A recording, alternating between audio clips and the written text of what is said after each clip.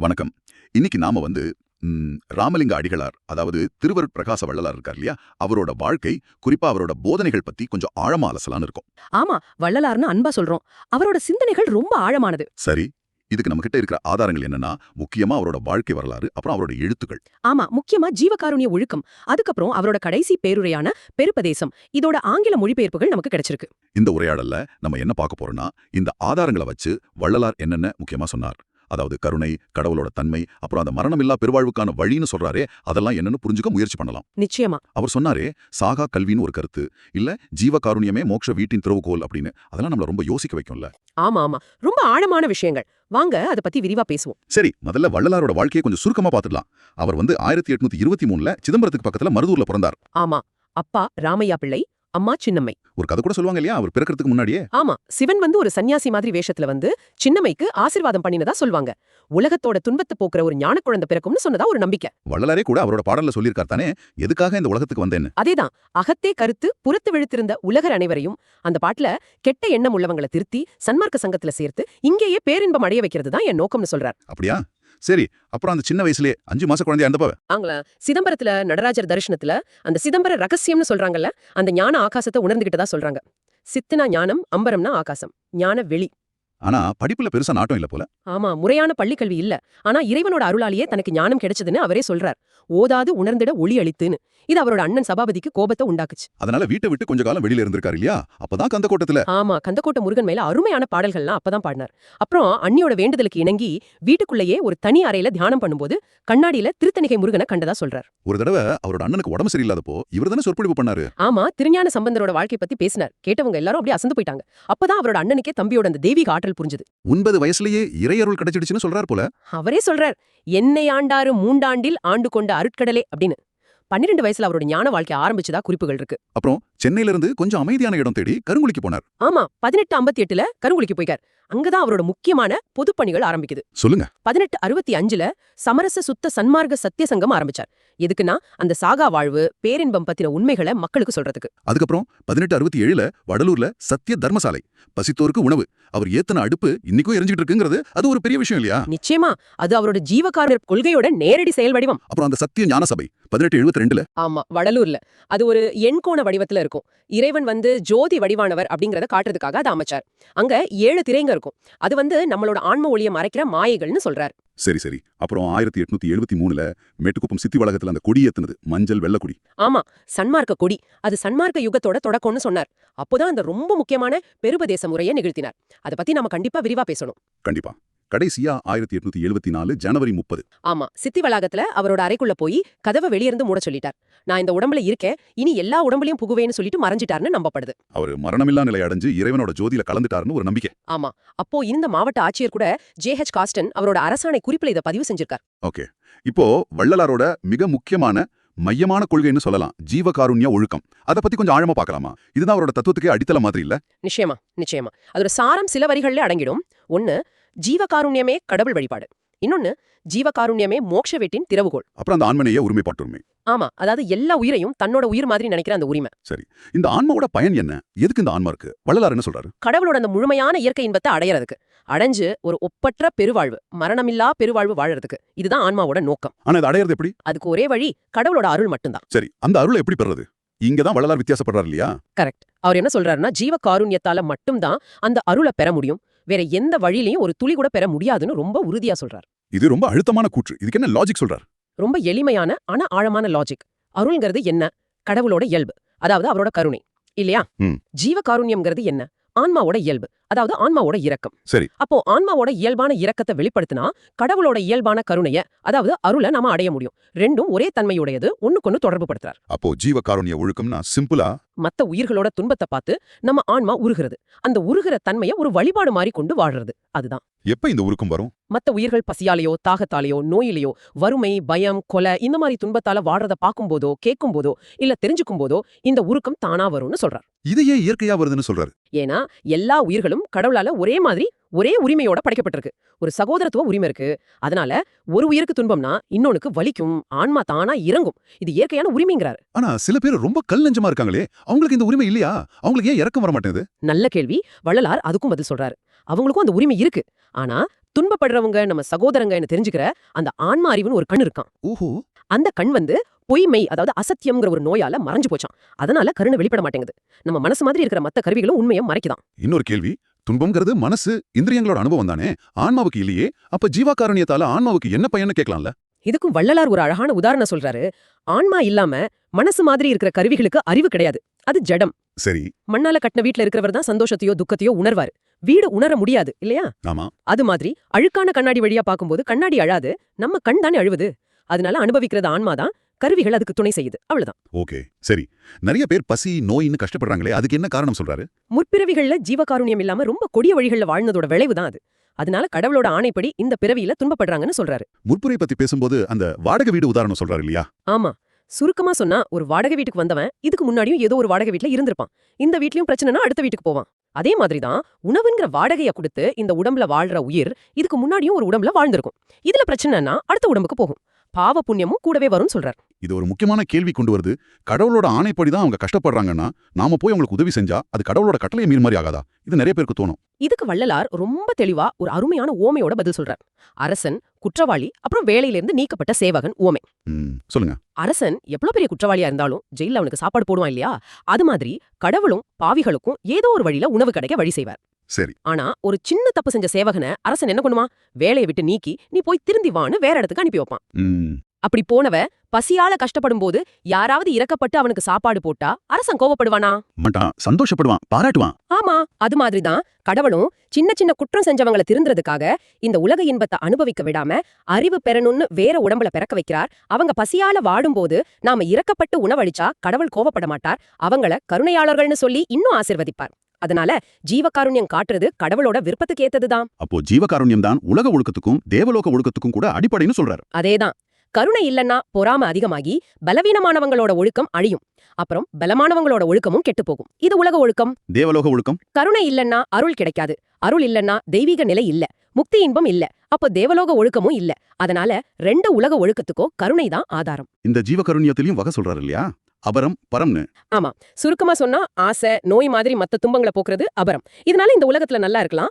ஆனா அது மட்டும்தான். பரம்னா பசி, அப்புறம் கொலை துன்பம், அதாவது கொல்லாம இருக்கிறது, பசிய போக்குறது. இதுதான் பரஜீவ காருண்யம். இதனால இந்த உலக இன்பமும் கிடைக்கும், சித்திகள் கிடைக்கும், கடைசியா அந்த முடிவில்லாத முக்தி இன்பமும் கிடைக்கும் சொல்றார். அதனாலதான் பசிப்பினி நீக்கிறதுக்கும் கொல்லாமைக்கும் அவ்வளவு முக்கியத்துவம் கொடுக்கிறார். பசிக்கு ஏன் இவ்வளவு முக்கியத்துவம் கொடுக்கிறார்? மத்த துன்பங்களும் இருக்குல்ல.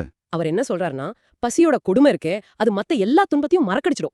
எவ்வளவு பெரிய ராஜாவா இருந்தாலும் சரி, வீரனா இருந்தாலும் சரி, ஞானியா இருந்தாலும் சரி, யார் வேணா இருக்கட்டும், பசி வந்துட்டா எல்லாத்தையும் மறந்துடுவாங்க. பசியோட அவஸ்தையை ரொம்ப விவரிக்கிறார் இல்லையா? ஆமா, அறிவு மயங்கும், ஆன்ம தத்துவம் சோர்ந்து போகும், மனசு கலங்கும், கண்ணு குழி விழும், நாக்கு வறண்டு போகும், பல்லு ஆடும்னு உடம்பும் மனசும் பண்ற பாட்டை அப்படியே லிஸ்ட் போடுறார். அப்போ பசியை போக்குறது அதுதான் உண்மையான பேரின்பம். அப்படி பசிய போக்குறவங்க கடவுளுக்கு சமம்னு சொல்றார். உணவுங்கிறது கடவுளோட அருளோட ஒரு வடிவம். அதே சமயம் பசியை வேற மாதிரி பாக்குறாரு இல்லையா? ஒரு கருவின்னு. ஆமா, பசிங்கிறது கடவுள் கொடுத்த ஒரு வாய்ப்பு, கருவி. பசியே இல்லனா ஒருத்தருக்கு ஒருத்தர் உதவி செய்ய வேண்டிய தேவையே இருக்காது. அப்போ கருணை எப்படி வெளிப்படும், அருள் எப்படி கிடைக்கும்? அதனால பசிங்கிறது கருணை வெளிப்பட ஒரு காரணம்னு சொல்றார். சரி, யாருடைய பசியை போக்கணும்? எல்லா உயிர்களோட பசியுமா இல்ல மனுஷங்களோட பசிக்கு முக்கியத்துவம் கொடுக்கறாரா? மனுஷங்களோட பசிக்கு முதலிடம் கொடுக்கிறார். ஏன்னா மனுஷங்க விதிப்படி கிடைக்கிற உணவோட பிராரப்த ஆகாரம், நம்ம முயற்சி செஞ்சு சம்பாதிக்கிற உணவையும் ஆகாமிய ஆகாரம் சேர்த்து உண்டுதான் சித்திகள் முக்தி எல்லாம் அடைய முடியும்னு சொல்றாரு. மத்த உயிர்களுக்கு பெரும்பாலும் விதிப்படியான உணவு போதும். ஆனா மனுஷனால வளர்க்கப்படுற பசு, பறவை மாதிரி ஜீவன்களுக்கும் ஏன் தாவரங்களும் கூட நம்மால முடிஞ்சதை செய்யணும்னு சொல்றாரு. புறால் மறுத்தல் பத்தி ரொம்ப அழுத்தமா சொல்றாரு. அசைவ உணவு ஏன் கூடாது? ஒரு உயிய கொன்னு இன்னொரு உயிரோட பசிய போக்குறது ஜீவகாருண்யமே கிடையாது. அது தாமச ஆகாரம், அறியாமைய தரும், ஆன்மாவோட ஒளிய மறைக்கும். அப்போ தாவர உணவு சாப்பிடுறது ஏன் தப்பில்ல? அதுவும் உயிர் தானே? அதுக்கு அவர் சொல்ற விளக்கம் என்னன்னா, நாம விதைகளையோ காய்கறிகளையோ சாப்பிடுறோம். அதுல சிலது உயிரில்லாத பகுதி, இல்லனா அதுக்கு ஒரே ஒரு அறிவுதான், தொடு உணர்வு. மனசு மாதிரி மத்த கருவிகள் கிடையாது. அதனால அதுக்கு துன்ப உணர்ச்சி இல்ல. ஆனா மாமிசம் அப்படி இல்ல. மாமிசம் புலால் உண்ணும் விலங்குகளுக்கு கூட இயற்கை இல்லங்கறாரே. ஆமா, அது கூட பழக்கத்தால வந்ததுதான். அதையும் மாத்த முடியும்னு சொல்றார். ஜீவகாருண்யம், குறிப்பா பசியாற்றுதல், இதோட பலன்கள் ரொம்ப ஆச்சரியமா இருக்கே. ஆமா, நீங்க செஞ்ச ஜீவகாருண்யத்துக்கு ஏத்த மாதிரி பலன்கள் நிச்சயமா உண்டு. தீராத நோய் குணமாகும், குழந்தை இல்லாதவங்களுக்கு குழந்தை பாக்கியம் கிடைக்கும், ஆயுள் நீடிக்கும், கல்வி செல்வம் எல்லா இன்பமும் கிடைக்கும், இயற்கை சீற்றங்கள், கொள்ளை நோய்கள், எதிரிகள், கொடிய விலங்குகள் கிட்ட இருந்து பாதுகாப்பு கிடைக்கும் சொல்றார். இது வெறும் புண்ணியம் சம்பாதிக்கிறது மாதிரி இல்ல, நேரடி பலன்கள் கிடைக்கும் சொல்றார். அதேதான். இது இந்த உலக வாழ்க்கைக்கும் நல்லது, ஆன்மீக முன்னேற்றத்துக்கும் நேரடியான வழி. இதுல ஜாதி மதம் நாடுன்னு எந்த பாகுபாடும் பார்க்க கூடாதுன்னு சொல்றார். கண்டிப்பா. பசியோடு இருக்கிறவங்க யாரா இருந்தாலும் சரி அவங்களுக்கு உணவளிக்கணும். ஏன் மனைவி, கணவன், அப்பா, அம்மா, குரு, ஏன் கடவுளே தடுத்தாலும் அரசனே தடுத்தாலும் கூட ஜீவகாருண்யத்தை மட்டும் கைவிடக்கூடாதுன்னு ரொம்ப அழுத்தமா சொல்றார். பசித்தவருக்கு சாப்பாடு போடுறவர் தான் உண்மையான யோகி, ஞானி, கடவுளை கண்டவர், முக்தர்னு சொல்ற அளவுக்கு முக்கியத்துவம் கொடுக்கிறார். சரி, இப்போ அடுத்த கட்டத்துக்கு போகலாம். வள்ளலார் காட்டுகிற சன்மார்க்க பெருநெறி ஒழுக்கம். இது ஜீவகாருண்யத்தை அடிப்படையா வச்சு அந்த மரணமில்லா பெருவாழ்வை எப்படி அடையறதுங்கிற படிநிலைகளை விளக்குது. இது மூலமா 4 முக்கியமான சித்திகள், அதாவது புருஷார்த்தங்கள் அடையலாம்னு சொல்றாரு இல்லையா? ஆமா, அந்த 4 என்னன்னா சுருக்கமா சொல்றேன். 1, நம்மளோட இந்த சாதாரண உடம்பையே அருள் ஒளியால பொன்னுடம்பா, அழியாத உடம்பா மாத்துறது. ஏம சித்தி. 2, அந்த சாகா கல்வியை கத்துக்கிறது, மரணத்தை ஜெயிக்கிறது. 3, நம்ம உடம்புல இருக்கிற தத்துவங்களை அடக்கி மனசோட மாயைகள்ல சிக்காம இருக்கிறது, தத்துவநிக்கமம் செய்யறது. 4, கடவுளோட நிலைய முழுசா தெரிஞ்சு அவரோட ஒன்னா சேர்ந்துடுறது. இந்த 4ஐயும் அடையறதுக்கு 4 விதமான ஒழுக்கங்களை கடைபிடிக்கணும்னு சொல்றாரு. அது என்னென்ன ஒழுக்கங்கள்? கொஞ்சம் சுருக்கமா சொல்ல முடியுமா? சொல்றேன். 1, இந்திரிய ஒழுக்கம். அதாவது நம்ம புலன்களை கட்டுப்படுத்துறது. கெட்ட வார்த்தை கேட்காம இருக்கிறது, இறைவனோட புகழை கேட்கறது, நல்லதையே பேசுறது, பொய் சொல்லாம இருக்கிறது, முக்கியமா புலால் சாப்பிடாம இருக்கிறது, அளவான சைவ உணவு, அப்புறம் மத்த புலனடக்க விஷயங்கள். சரி. 2, கருண ஒழுக்கம். நம்ம மனசை கட்டுப்படுத்துறது, மனச புருவமதியிலயோ இல்ல சிற்சபையிலயோ நிறுத்துறது, கெட்ட எண்ணங்களை தவிர்க்கிறது, அடுத்தவங்க குற்றத்தை ஆராயாம இருக்கிறது, பொறுமையா இருக்கிறது, அகங்காரம் இல்லாம இருக்கிறது, கருணை மாதிரி நல்ல குணங்களோட வாழ்றது. 3, ஜீவ ஒழுக்கம். இது மத்த உயிர்கள் கிட்ட நாம எப்படி நடந்துக்கிறோங்கிறது. ஜாதி, மதம், குலம், ஆண் பெண் பேதம் இல்லாம எல்லாரையும் சமமா நம்மள மாதிரி நினைக்கிறது. 4, ஆன்ம ஒழுக்கம். இதுதான் ரொம்ப முக்கியம். இது ஆன்ம அறிவோட சம்பந்தப்பட்டது. எறும்புல இருந்து யானை வரைக்கும் எல்லா உயிரோட உடம்புலயும் இருக்கிற ஆன்மா தான் உண்மையான கோவில், திருச்சபை. அதுக்குள்ள ஒளி மாதிரி இருக்கிற அருட்பெருஞ்சோதி தான் கடவுள். ஓஹோ. அதனால எல்லாத்துலயும் கடவுள் இருக்காருன்னு உணர்ந்து எந்த பேதமும் இல்லாம ஒன்றி இருக்கிறது. இதுதான் ஆன்ம ஒழுக்கம். இந்த 4 ஒழுக்கங்கள் மூலமா அந்த 4 சித்திகளையும் அடைய முடியும்னு அவர் நம்பினார். சரி, அடுத்து ரொம்ப முக்கியமானதுன்னு சொன்னீங்களே, அவரோட கடைசி உரை பெருபதேசம். ஆமா, 1873ல அந்த சன்மார்க்க கொடியை ஏத்துறதுக்கு அப்புறம் அவர் கொடுத்த கடைசி மிக முக்கியமான உரை அது. அதுல பல சொல்லப்போன புரட்சிகரமான கருத்துக்களை சொல்லியிருக்கார். என்னென்ன முக்கியமா சொன்னார் அதுல? முதல்ல காலத்தோட முக்கியத்துவம். இது வரைக்கும் சும்மா காலம் கழிச்சது போதும், இனியும் வீணாக்காதீங்கன்னு சொல்றார். கடவுளோட வெளிப்பாடு இப்போ நிகழப்போகுது, அதனால எல்லாரும் உடனே விசாரத்துல ஈடுபடுங்கன்னு சொல்றார். விசாரம்னா என்ன? தியானம் மாதிரி ஏதாவதா?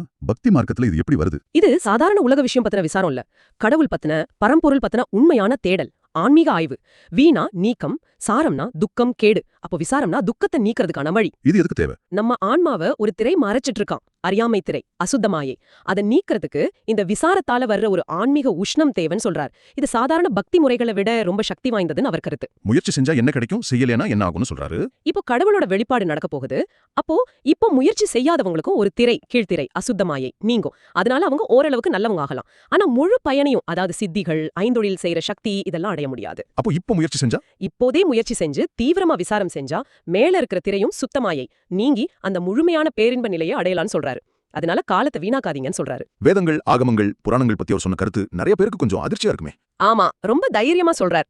அது மேல எல்லாம் முழுசா நம்பிக்கை வைக்காதீங்கங்கறார். ஏன்னா அதுங்க கடவுளோட உண்மையை நேரடியா சொல்லல, மறைமுகமா குறியீடுகளா தான் சொல்லுது. கைலாசம், வைகுண்டம் மாதிரி. ஆமா, அதெல்லாம் கற்பனையான இடங்கள், குறியீடுகள் தான். அதுல சொல்ற சின்ன சின்ன சித்திகளை தேடி போனோம்னா உண்மையான பெரிய பயனான அந்த பேரின்ப நிலையை இழந்துருவோம்னு எச்சரிக்கிறார். அப்போ சைவம், வைணவம் மாதிரி மதங்கள், வேதாந்தம், சித்தாந்தம் மாதிரி தத்துவங்கள், அதையும் தேடி போகாதீங்கங்கறார். அதுவும் கடவுளை குறியீடாதான் காட்டுதே தவிர உண்மையை வெளிப்படையா சொல்லல. ஏன், தனக்கு முன்னாடி இருந்த மதப்பற்று கூட தனக்கு அறிவு கம்மியா இருந்ததால தான் இருந்துச்சு, அதுல இருந்து வெளியே வந்ததால தான் இந்த உயர்ந்த நிலைக்கு வந்தேன்னு ரொம்ப ஓப்பனா சொல்றார். இது ரொம்ப பெரிய ஸ்டேட்மெண்ட் இல்லையா? மரபுக்கு எதிரா. ஆமா, இது அவரோட தனித்துவமான நிலைப்பாடு. அப்போ எது அவர் உயர்த்தியது, எது உண்மையான பாதைன்னு அவர் நம்பினார்? ரொம்ப தெளிவா சொல்றார். கருணை, அது மட்டும்தான். அதோட ஆன்மநேய ஒருமைப்பாட்டுரிமை. கருணையும் சிவமே பொருள் என காணும் காட்சியும் பெருக. இதுதான் கடவுள் தனக்கு உணர்த்தின உண்மைன்னு சொல்றார். எல்லாரையும் தன் சகோதரர்களா நினைச்சு அவங்களுக்காக கடவுள்கிட்ட வேண்டிக்கிறது தான் என் வேலைங்கிறார். கடவுளை எப்படி தெரிஞ்சுக்கிறதுன்னு ரொம்ப சிம்பிளா சொல்றாரு. ஆமா, சாப்பாடோட ருசிய சாப்பிடாம எப்படி தெரிஞ்சுக்க முடியும்? அது மாதிரி கடவுளை அனுபவிச்சாதான் தெரிஞ்சுக்க முடியும். வெறும் படிச்சோ சடங்கு செஞ்சோ முடியாது. அதுக்கு என்ன வழி சொல்றாரு? கடவுளை அறியணுங்கிற நோக்கத்தோட விசாரம் செய்யணும். அண்ட விசாரம், இந்த உலகம், சூரியன், சந்திரன் எப்படி இயங்குது. பிண்ட விசாரம், நம்ம உடம்புல முடி, நகம் ஏன் வளருது. இப்படியெல்லாம் விசாரம் செஞ்சா தானா பற்றற்ற நிலை, நிராசை வரும். இதுதான் ஞானத்துக்கு வழி. மந்திரங்கள் பத்தி என்ன சொல்றார்? சிவாயனமா மாதிரி. அதெல்லாம் வெறும் குறியீடு தான். உண்மையான லட்சியம் சிவானுபவம். அதை அடையறதுக்கு நான் சொன்ன மாதிரி விசாரம் செய்யணும். சொர்க்கம், நரகம்னு சின்ன விஷயத்தை பத்தி மட்டும் விசாரம் செய்யறவங்க அந்த அற்ப பயனை மட்டும் அடைஞ்சு நின்னுடுவாங்க, உயர்ந்த நிலைக்கு போக முடியாதுன்னு சொல்றாரு. ஆனா இப்போ இந்த காலத்துல கடவுளே எல்லா தடைகளையும் நீக்கி எல்லாரும் பேரின்பத்தை அடையறதுக்காக ஒரு மகா மந்திரத்தை வெளிப்படுத்தியிருக்காருன்னு சொல்றாரு. அதுதான் அருட்பெருஞ்சோதி, அருட்பெருஞ்சோதி, தனிப்பெருங்கருணை, அருட்பெருஞ்சோதி. இந்த மந்திரத்தோட பொருள் என்ன சுருக்கமா? தயவு, கருணை, அருள், இது எல்லாமே ஒண்ணுதான். அந்த எல்லையில்லாத கருணை தான் தனிப்பெருங்கருணை, கடவுள். அந்த பெருங்கருணை ஒரு பெரிய ஒளியா அருட்பெருஞ்சோதி. இந்த பேரறிவு தான் முழுமையான இன்பம். இத தியானிச்சா? ஆமா, இந்த மந்திரத்தை அனுபவமாக்கினா வேற எந்த தடையும் இல்லாம ரொம்ப சுலபமா பேரின்பத்தை அடையலாம். இதுதான் சுத்த சன்மார்க்கத்தோட மந்திரம். இதுக்கு முன்னாடி உண்மையான சன்மார்க்கமே இல்லைன்னு சொல்றாரு. ஆமா, சித்தர்கள் கூட உண்மையை மறைச்சிட்டாங்க. செத்தவங்க யாரும் எழுந்திருக்கல. இப்போதான் கடவுள் கேட்காததெல்லாம் கேட்க வச்சிருக்கார். இதுதான் உண்மையான சன்மார்க்க காலம். எல்லாரும் முக்தி அடைகிற காலம்னு சொல்றார். அன்னைக்கு ஏத்தன கொடிக்கு கூட ஒரு அர்த்தம் சொல்றாரு இல்லையா? ஆமா, அது நம்ம உடம்புக்குள்ள தொப்புளுக்கும் புருவமத்திக்கும் நடுவுல இருக்கிற நாடியோட நுனியில தொங்குற ஒரு சின்ன திரை மாதிரி வெள்ளை மஞ்சள் நிறத்துல. இத அனுபவத்துல உணரக்கூடியதுன்னு சொல்றார். கடைசியா அந்த பேருரையில என்ன சொல்லி முடிக்கிறார்? ரொம்ப உறுதியா முடிக்கிறார். கருணையோட, ஒருமைப்பாட்டு உரிமையோட விசாரத்துல இருங்க. கடவுள் வெளிப்படும் போது எல்லா நன்மையும் கிடைக்கும். குறிப்பா இந்த சித்திவளாக திருமாளிகையிலிருந்து கோடிக்கணக்கான மடங்கு நன்மை கிடைக்கும். இது சத்தியம், சத்தியம், சத்தியம். இது கடவுளோட கட்டளை அப்படின்னு முடிக்கிறார். ஆஹா, மொத்தத்துல வள்ளலாரை பொறுத்த வரைக்கும் ஜீவகாருண்யம், அதுலயும் குறிப்பா பசிப்பிணியை போக்குறது, அப்புறம் அந்த ஆன்மநேய ஒருமைப்பாட்டுரிமை, இது ரெண்டும் தான் கடவுளோட அருளுக்கும் மரணமில்லா பெருவாழ்வுக்கும் நேரடியான ஒரே வழி. ஆமா, பாரம்பரியமா வந்த மதங்கள், சாஸ்திரங்கள் எல்லாத்தையும் தாண்டி நேரடியான அனுபவத்தையும் அந்த அருட்பெருஞ்சோதி மகா மந்திரத்தையும் மையமா வச்ச ஒரு சுத்த சன்மார்க்கத்தை அவர் முன்வைக்கிறாரு. சரி, இந்த உரையாடலோட இறுதியா நீங்க என்ன சொல்ல விரும்புறீங்க? வள்ளலார் சொன்ன ஒரு ஆழமான சிந்தனையோட முடிக்கலாம்னு நினைக்கிறேன். கருணைங்கிறது வெறும் ஒரு நல்ல குணம் மட்டும் இல்ல, அதுதான் மோட்ச வீட்டுக்கு சாவி, திருவுகோள். அதுவேதான் கடவுள் வழிபாட்டோட உண்மையான வடிவம், கடவுள் வழிபாட்டு. மத்தவங்களோட துன்பத்தை, குறிப்பா பசிய நீக்கிற ஒவ்வொரு சின்ன செயலும் கூட நேரடியான இறை வழிபாடு. அதுவே ஞானத்துக்கும் மரணமில்லா வாழ்வுக்கும் வழிவகுக்கும். இது உண்மைனா, இந்த ஒரு எண்ணத்தை மட்டும் நீங்க முழுசா உள்வாங்கிட்டீங்கன்னா, இன்னைக்கு நீங்க இந்த உலகத்தோட, உங்க சக மனிதர்களோட வச்சுக்கிற உறவு எப்படி மாறும்னு கொஞ்சம் சிந்திச்சு பாருங்க. ரொம்ப ஆழமான சிந்தனை. இந்த உரையாடல எங்களோட இணைஞ்சதுக்கு ரொம்ப நன்றி.